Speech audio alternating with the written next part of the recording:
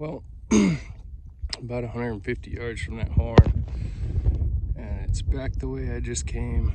Just looks like a little mule deer horn. I don't know if I'll go get it. I should, but it's just a little guy. We'll see. Well, just for you guys, I'll drop down in this draw and go get it.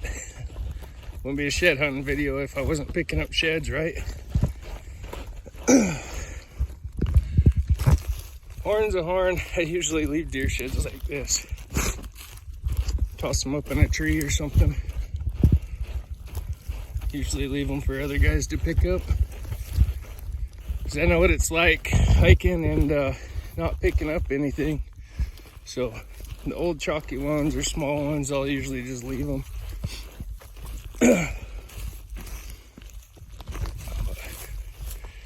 We'll get back to you when I get down to the horn. Oh my God, time's up. I needed that. I was about to give up. I almost quit shed hunting because I wasn't finding anything. Just kidding. Just wanted to sound like them guys who do the shed hunting videos. Man, that thing is old.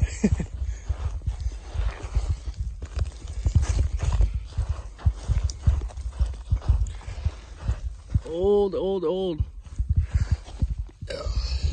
Little 2-point mule deer.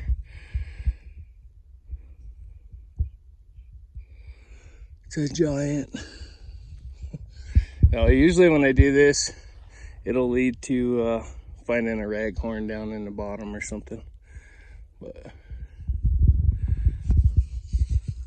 my pack is up there by that tree in the middle, up on the ridge. Made it back to the pack. So the pack I'm running is a Everly stock team elk. It's got the gun scabbard, stuff like that. That's the main reason I wanted it. It does have a frame. It's a pretty great pack. It's a bit on the heavy side. A lot of the other packs on the market are about half the weight of this one. But like I said, it's got the gun scabbard, it's got the metal frame. It's a good pack. I do wish Everly stock would do something about these edges. You get a load on it and it digs into your arms or into your shoulders when you're just wearing a t-shirt. When you got a hoodie or something on, it ain't too bad, but it's been a good pack. A little bit of game out on it. I think my buck this year. I don't think I had to throw an elk quarter on it. I have my pack frames I usually use for stuff like that. I more so got this for the gun scabbard, and if I killed the buck way back in somewhere and didn't want to hike out to get a pack frame, I could debone it and throw the whole deer on this pack. But I packed a lot of elkhorn out on it. It's done pretty good. A couple of my buddies have them. One of my buddies had I think he found 4 sets of elk horns and 3 singles one day, and he had a bunch of them loaded up on it. I'm not sure if he had all 11 on or not, but yeah, it's a good pack. Anyway, get that horn put on there, and then head over in this next basin is where I pick a lot of the elk horn up. It's the one I just came through. I don't want to show too much on the camera just because of locals. I'm sure a few might know right where I'm at, but gotta be a billy goat to get in here. Or just have grit anyhow. A lot of folks don't have that. They'll try and ride 4-wheelers in, but next basin over, hopefully pick up some elk horn. So stay tuned. Up here on top of the ridge, look at that hinge. Dang. They must have watched some YouTube videos. But I'm gonna cruise up the ridge over into the next basin and see what's what. Just come up over the ridge and his bull was bedded right there.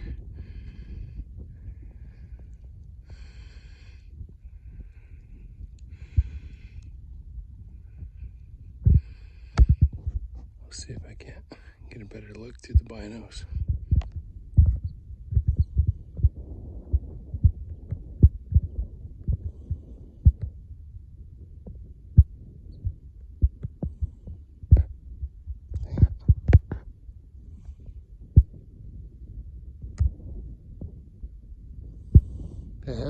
raptor that goes on my binos, but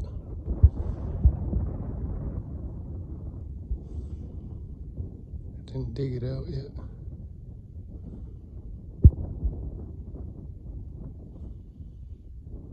I was kind of hoping he'd go back to the right. Maybe he will. Well, them bulls kind of moseyed down over the edge. I'm gonna give them a minute. I come around this ridge here and they were only 100 yards and they picked me off, you know, as soon as I come up over the ridge, but they didn't tear out of here. It's, a lot of guys, they don't pay any attention to that type of stuff. You know, you see a bull, if you do happen to spook him, just let him go easy. Don't keep going with it and spook them way out of the country. You know, I've bumped bulls like that shed hunting, and they run across the canyon and bed down. Yeah, you just gotta be cautious of that. Don't be rude is how I should say it, but you know, you're in their bedroom. Heck, I've walked up on bulls 30 yards shed hunting and backed out without them even knowing I was there. Like I said, I'm gonna give them some time and I'll probably see them come out the other side. And then mosey down off of this ridge here. I'm gonna hit this top end real quick and zigzag this ridge off. I come up way down, come up around.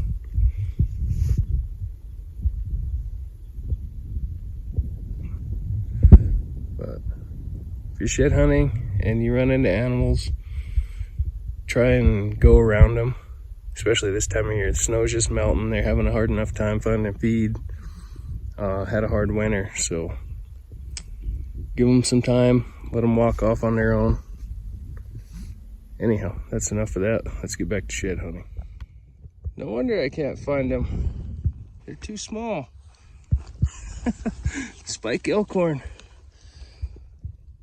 Man, that looks, it's last year's, I guess. Pretty cool. It's been a long time since I found a spike. Heck yeah, I'll take it. I needed that. I was gonna quit. Just kidding. Man, I was just walking this ridge top. Gonna circle up to the top of this basin and then zigzag my way back down. Pretty cool. See, it almost looks like a freshie, but you can see the stain on the antler. I don't know that.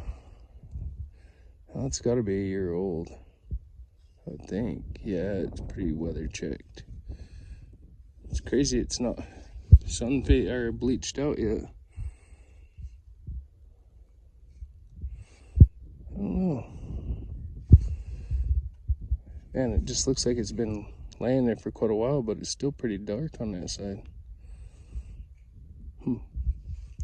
Cool. Well, we'll keep on picking up the little ones, I guess. Bet you guys thought I only found little horns. And they got a big one. Oh, a decent branch antler bull. Sorry for the shaky footage. We're gonna go hike up the ridge here further before I drop back down. That's actually on the line I'm taking out, so we'll go up the ridge here a bit further and see if we can find any more. Well, it was smaller than I thought. It looked a little bit bigger than that. What? I might as well pack it out. Throw it in the yard, be yard decoration. Cool beans. So when you pack out big old giant sheds like I do, you gotta strap them down tight. No, just kidding. Pretty sweet. Found a few anyway, didn't get skunked. It happens, man. I've been skunked. My worst year, I went 10 hikes in a row without a shed, and not one of them hikes was under 10 miles. Yeah, man, it just hit it poorly, and you know, got in there after other people did, and that's just the name of the game. They don't call it, well, I guess, I don't know what you'd say. You know, it's called shed hunting. I mean, you gotta find them, that's for sure. But anyway, I'm gonna get a drink of water here and start working my way down this ridge. I got, about 3.5 miles out of here, I think. I've gone close to 5 right now. I think I'm right around the 5-mile mark. That isn't a straight line, that's zigzagging, all kinds of ridges, and if I was to go straight out of here, it'd be about 2 miles, but it's gonna be a lot of up, down, zigzagging back and forth. Sorry if you guys can't hear me, this wind's starting to pick up.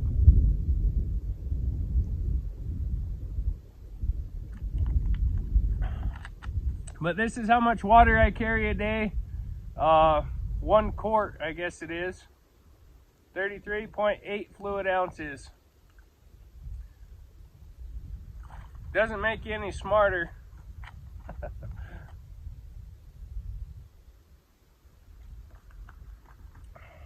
If you guys notice a pistol on my hip, it's Kelsey's father's.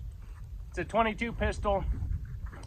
He gave it to Kels to mess around with and try it out. Hopefully here I'm gonna pick up Kels a pistol, and I need to get another one. I haven't had a pistol in quite a while. Definitely need one. I usually, like I said, I usually pack my rifle, but actually I'm gonna save my snacks for at the truck. I usually pack my rifle when I'm out here just for wolves and stuff like that, or other predators. You know, I usually see a lot of coyotes. I don't shoot bears. I haven't killed a bear in a long time. Shot a couple in my life, but, well, I guess I shot one 3 years ago. It come out 10 yards from Gage and Brantley. They were sitting on a wallow, and I was up the creek about 30 yards where the elk had been coming in, and this big old boar come walking in right by the boys, puffed up, chomping his teeth. I mean, the wind was blowing right to him, and yeah, he was all puffed up, and Brantley's eyes got gigantic, and I looked at him, I shook my head, and I was like, don't move. And I had an arrow knocked already, and I drew back, and Brantley and him was just tucked out away behind some brush there at a clear lane right to that bear, and he wasn't angled like he was going away. He was coming right for them boys. And I touched one off, and the bear was about 40 yards from me, and I nailed him perfect right in the heart. And boys got up, and Brantley goes, yeah, Dad, I heard something. He goes, I thought it was an elk, and then I see this big old bear. I look at you, and I look back at the bear, and all I could hear is a psh, right by my ear. It wasn't that close. It was about 10 yards off of my line of sight. But you know, sometimes you got to make them calls when you're out there. It could get dangerous. I mean, a big old bear like that can cover 10 yards and be on top of my son and my brother-in-law, and I ain't having that. I mean, I'm confident enough to shoot an apple off someone's head out to 30-40 yards.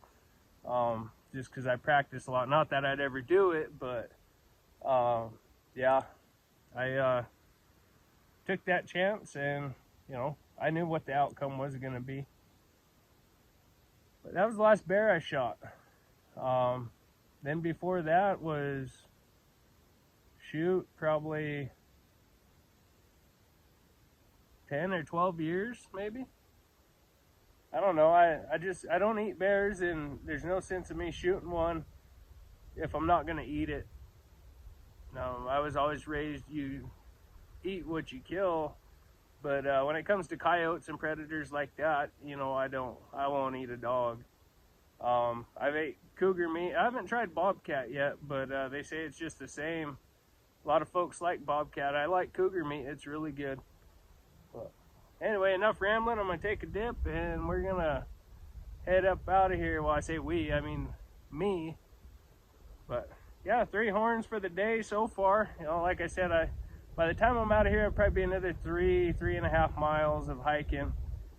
And yeah, go deliver wood and go home and get a good meal and bed and do it all over again tomorrow. That's one thing I love about the life I chose. You know, this is the life I chose. I can come cut a little bit of firewood, enough to make some money for the day, and then go shed hunting. That's what I chose. That's something I love to do. And if you guys want to do something like that with your life, go and do it. Don't wait. Don't try and save money. I'm the worst at saving money. I don't have $1 in savings. I'd rather spend it on something that makes my family happy, that makes my lady happy, makes me happy. You know, they make money every day. Go be happy.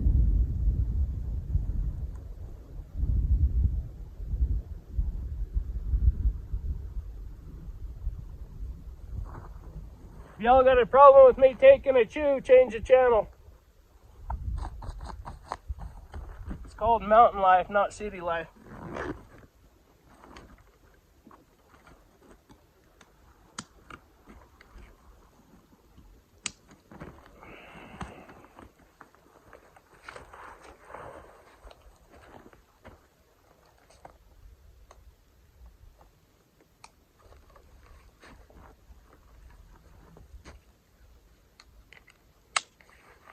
Well, if I don't talk to you guys before I get back to the truck, wish you good health and happiness as always. Thanks for watching. I hope you guys enjoy the shed hunting. It's all part of mountain life, you know. Shed hunting, fishing, camping, firewood. This is our life. This is the way we love to live. So go chase your dreams. Don't wait. Don't try and save up. Go chase them. Well, I've been hiking for about an hour now, maybe a little longer. It's been a push. Just come up on my first mule deer horn. So thankful I brought my gloves and my trekking poles today. Yesterday was kind of brutal. But right on the north slope. Bam. Well, I'll get the tripod set up and do a pickup for you guys.